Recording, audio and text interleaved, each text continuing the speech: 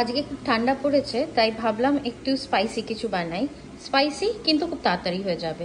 আমি আজকে বানাবো জংলি মাছ। এবার যখন মনে হবে যে আমার আর কিছু করতে ইচ্ছা করছে না, কি রান্না করব, এটা কিন্তু ট্রাই করে দেখতে পারেন। তো চলুন আপনাদের রেসিপিটা বলি। বেশি কিছু লাগছে না, এটা খুব অল্প ইনগ্রিডিয়েন্টসের রেসিপি। গার্লিক লাগছে, ড্রাইড রেড চিলিজ লাগছে। ড্রাইড রেড চিলিজগুলোকে আমরা গরম জলে ভিজিয়ে রাখবো। আর ল্যাম্ব বা মাটন তো লাগছেই, প্লাস সল্ট।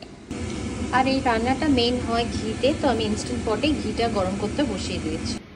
চট জলদি এটার হিস্ট্রিটা বলে দিই। এই রেসিপিটা রাজস্থানের রাজারা যখন শিকার করতে যেত তখন এই রেসিপিটা বানানো হতো। যেহেতু শিকার করতে যাওয়ার সময় বেশি ইনগ্রিডিয়েন্টস নিয়ে যাওয়া সম্ভব হতো না, তো গার্লিক আর রাজস্থানের স্পেশাল যে রেড চিলিটা হয় সেটাকে মাথানিয়া রেড চিলিজ বলে।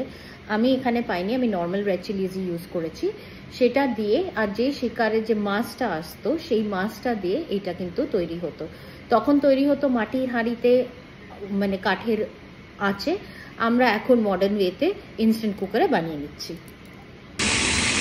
মাটনটাকে খুব ভালোভাবে ঘিতে সতে করে নেব, এটাই হচ্ছে কিন্তু এটার মেন গেম প্ল্যান।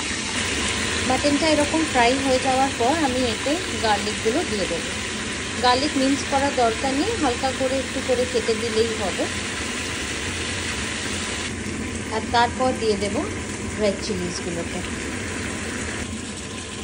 এইগুলোকে ভালো করে একবার করে সতে করে নিয়ে যতক্ষণ গার্লিক আর রেড চিলিজটা ভালো করে সতে হচ্ছে ততক্ষণ এটা রেখে আমি এটাকে প্রেসারে কুক করতে দিয়ে দেবো। অ্যাকচুয়াল রেসিপিতে কিন্তু এটা ইউজ হয় না, কিন্তু আমি আমার এই রেসিপিতে ম্যাগি ম্যাজিক মশলা দেবো। আমার এর টেস্টটা খুব ভালো লাগে, তার জন্য এটার ভেতর এটা দিয়ে দেবো।